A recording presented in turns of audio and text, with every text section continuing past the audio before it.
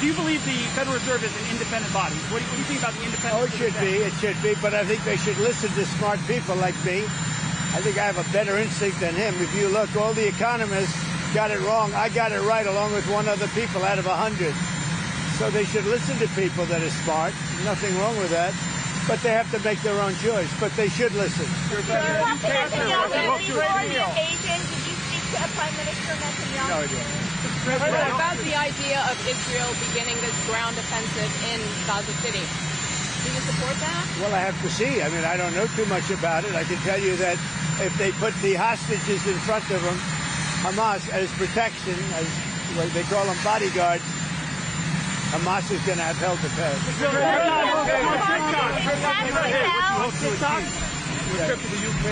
Your trip to the UK today, what do you hope to achieve? Well, my relationship is very good with the UK, and Charles, as you know, who's now king, is my friend. And it's the first time this has ever happened where somebody was honored twice, so it's a great honor.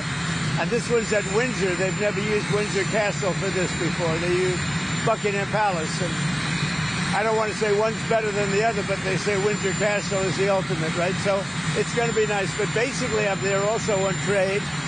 They want to see if they can refine the trade deal a little bit. We made a deal, and it's a great deal. And I'm into helping them. Our country is doing very well. We've never done this well. We're having trillions of dollars coming because of the tariffs. And they'd like to see if they could get a little bit better deal. So we'll talk to them. But primarily it's to be with Prince Charles and Camilla. They're friends of mine for a long time, long before he was king. And it's an honor to have him as king. And, you know, I think he represents the country so well. I've watched. He's such an elegant gentleman, and he represents the country so well. Actor Robert Redford passed away today. Did you hear about that? Did? Wow. Apparently in his sleep at his home. Well, that's a good way to go, I guess. But I'll tell you, Robert Redford was great. He had a series of years that there was nobody better. This just happened, I guess. Huh? Yeah. Wow. He died at his home in Utah in his sleep. Yeah. And what movie would you say you liked the best in? Well, you have a lot of them. Honestly, I'd say he made 7 or 8 great movies. They were really great. There was a period of time when he was the hottest. I thought he was great. On TikTok. Well, TikTok goes dark. Are you going to delay the TikTok ban? Well, we have a deal on TikTok. I've reached a deal with China. I'm going to speak to President Xi on Friday to confirm everything up. We made a very good trade deal, and I hope good for both countries, but a very different deal than they've made in the past. What companies are going to buy it? We'll be announcing that. We have a group of very big companies that want to buy it. And, you know, the kids wanted it so badly. I had parents calling me up. They don't want it for themselves. They want it for their kids. They say, if I don't get it done, they're in big trouble with their kids. And I think it's great. I hate to see value like that thrown out the window. So on auto executives... You know, you're talking about tens of billions of dollars. Some auto executives are concerned that compromising the 15% for auto tariffs coming in hurts American automakers. What do you say to... Well, I haven't compromised anything. Where did I compromise? Going down to 15% from 25. Going down to 15%. From 25. We charge, well, and where did the 25 come from? It came from there. You tell me. Just so you know, they paid nothing for years. Now they're paying 15%. And some things can pay more, like chips could pay more. Pharmaceuticals could pay more. You know, there's a bigger margin. With a car, you have to make 15% before you make a profit. Pretty tough. So, but we had a big deal. Don't forget, European Union is paying our country because of tariffs $950 billion. Think of that. We're talking about a year. $950 billion. Japan is paying us $650 billion. These are countries that paid us nothing until I came along. And China's paying us a tremendous tariff. You know what the tariff is, right? You know what the tariff they're paying us? Yeah. What? Yeah, so it's 30% for the fentanyl as well as whatever for the 301. 20% for the fentanyl. But the overall is about 55%. Okay?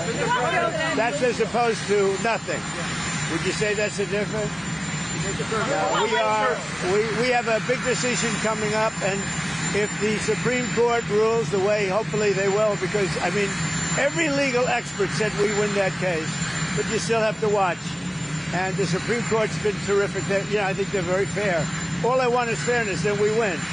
But if we win the Supreme Court case, which is the finalization of tariffs, we will be by far the richest country anywhere in the world, and we'll be able to help our people more, and we'll be able to help other countries when we want to. But I will say, if we win that case, our country, you see what we've taken in just on a temporary basis.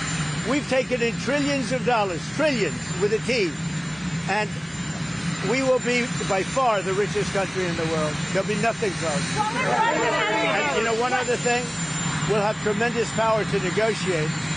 The use of tariffs. I settled 7 wars. 4 of them was because I was able to use tariffs. Hopefully we'll be able to in the interview criticize the fact that some CEOs make hundreds of times more in salary than average workers. He's worried about polarization. Yeah. Do you share that concern? Well, I do say there's a big gap. I do say that. Don't forget, I'm a popularist. There's a big gap. Mr. President, it's been a month since Vladimir Putin last. So a month on, do you think that meeting accomplished what you hoped? Yeah, accomplished a lot, but it takes 2 to tango also. You know, those are 2 people, Zelensky and Putin, that hate each other. And it looks like I have to sit in the room with them because they can't sit in the room together. There's great hatred there. But no, that meeting accomplished a lot. Mr. President, you still have complete confidence in Patel. What are you hoping comes from his testimony on the Hill today? Well, first of all, I think that Pam Bondi has done an unbelievable job, and everybody agrees with that. And Cash, you know, if you take a look at what he did with respect to this horrible person that he just captured. He did it in 2 days. It took other similar cases 4 days, 5 days, 4 years, if you look at certain shooters. Now, I have confidence in everybody in the administration. My administration, and a lot of people are saying it, not just me, it's so far the best administration ever formed. You look at our financial people. Our country is making a fortune. We have to keep tariffs because our country has become successful because of tariffs. We have the case in the Supreme Court.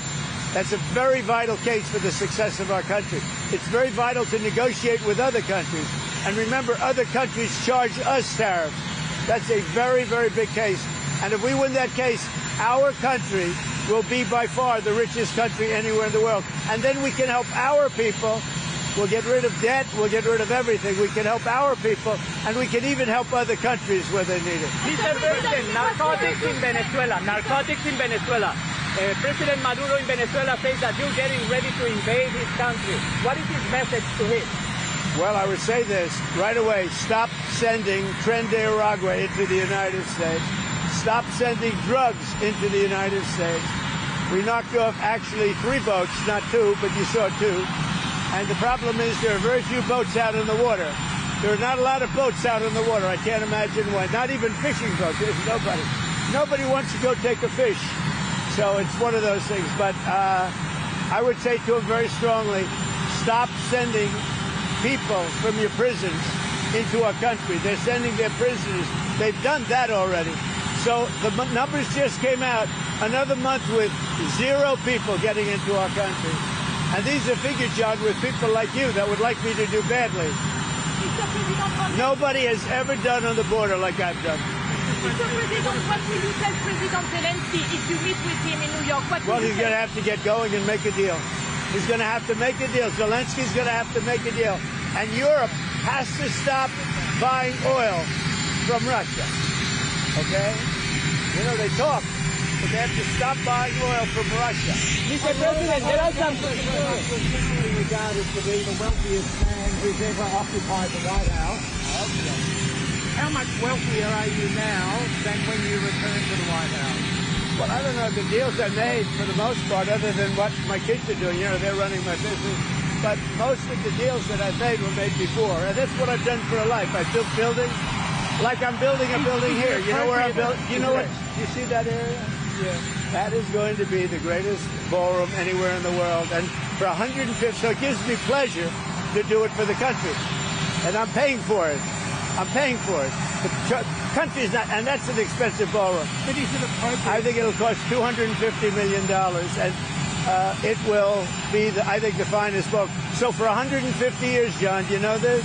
They've wanted a ballroom. and now they're going to finally have it, and it's going to knock your socks off. But is it appropriate, President Trump, that a president in office should be engaged in so much business activity? Well, I'm really not. My kids are running the business. I'm here. You know what the activity, where are you from? I'm from the Australian Broadcasting Corporation, Four Corners program. Well, the Australians, you're hurting Australia, right? In my opinion, you are hurting Australia very much right now. And they want to get along with me. You know, your leader is coming over to see me very soon. I'm going to tell him about you. You set a very bad tone. Well, go ahead, John. When the UAE does a deal like you can set a nicer tone. When the UAE does a deal, what does it want in return? Quiet. Mr. President, what are you hearing about the operation in Gaza, the Israeli operation? Are you concerned? Well, I'm hearing that they want to go in, and I'm also hearing that Hamas wants to take our 20 hostages plus dead bodies. You know, they have about 32 of them, and they want to put them in the way of any attack. And nobody's happy about that situation. It came out yesterday. I'm sure you saw that. They want to, supposedly they've taken the hostage out of deep caves and tunnels, and they're bringing them, putting them on the front line. Nobody's heard of that one for a few centuries. We saw that the UN said that Israel is guilty of genocide, that they've committed acts of genocide in Gaza. They voted on that? A new report out saying multiple acts of genocide. When it comes to a vote, we'll see what happens. That'll come to a vote, but we'll see what happens. And what do you make Pam Bondi saying she's going to go after hate speech? Is that, I mean, a lot of your allies say hate speech is free speech. She'll probably go after people like you because you treat me so unfairly. It's hate. You have a lot of hate in your heart. Maybe they'll come after ABC.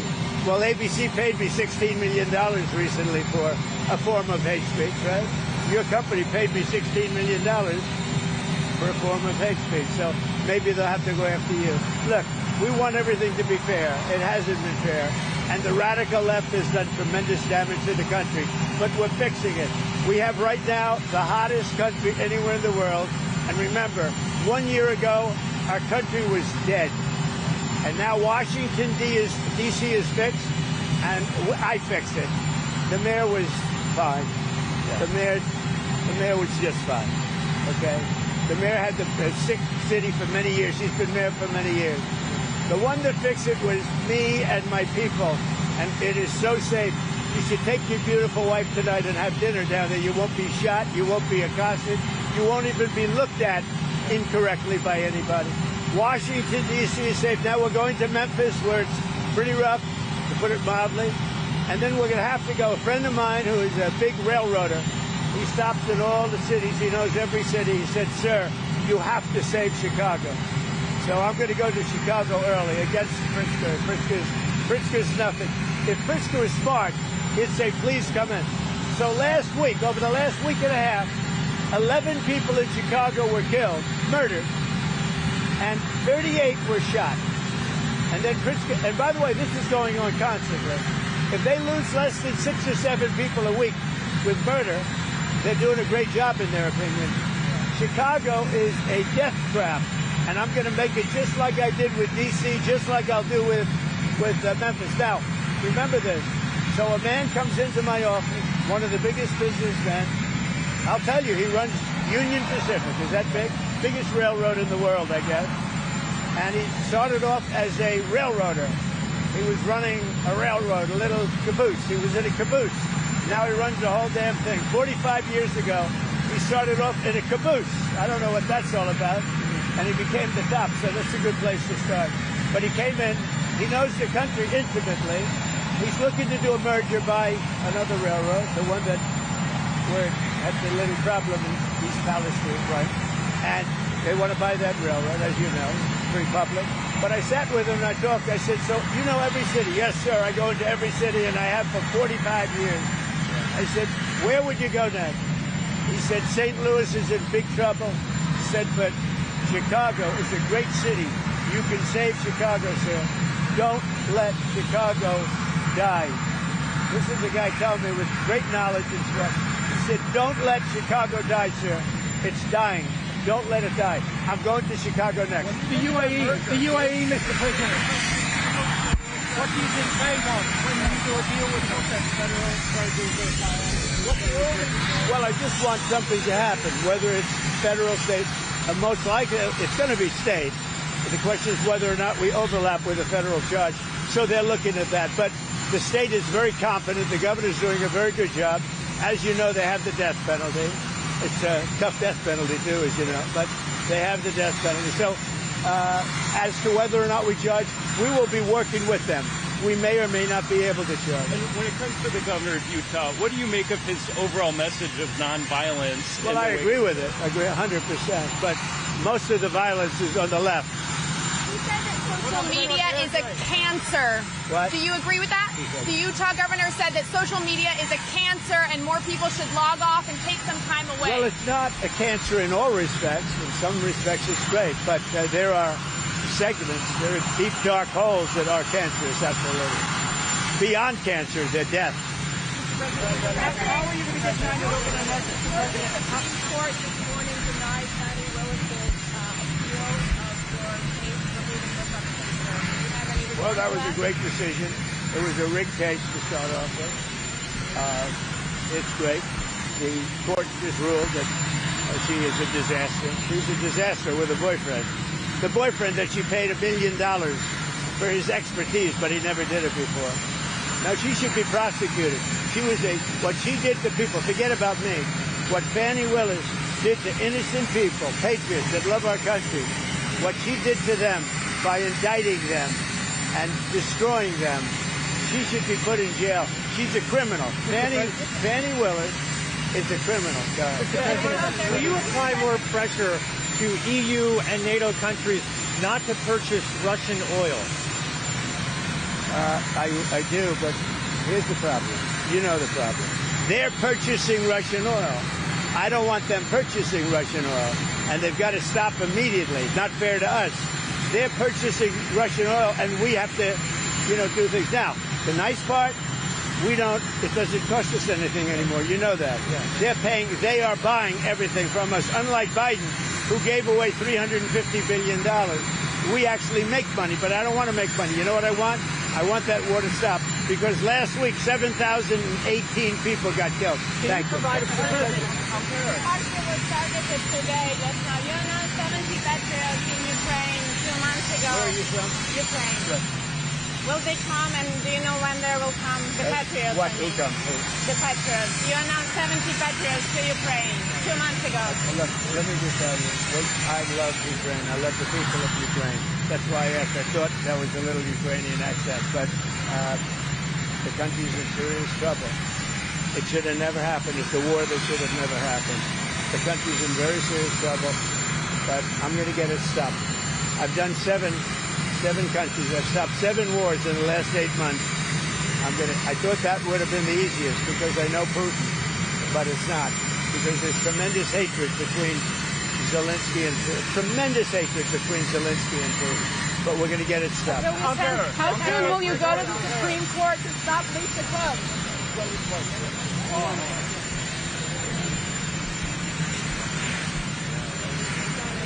Well, not really. It's just about getting others.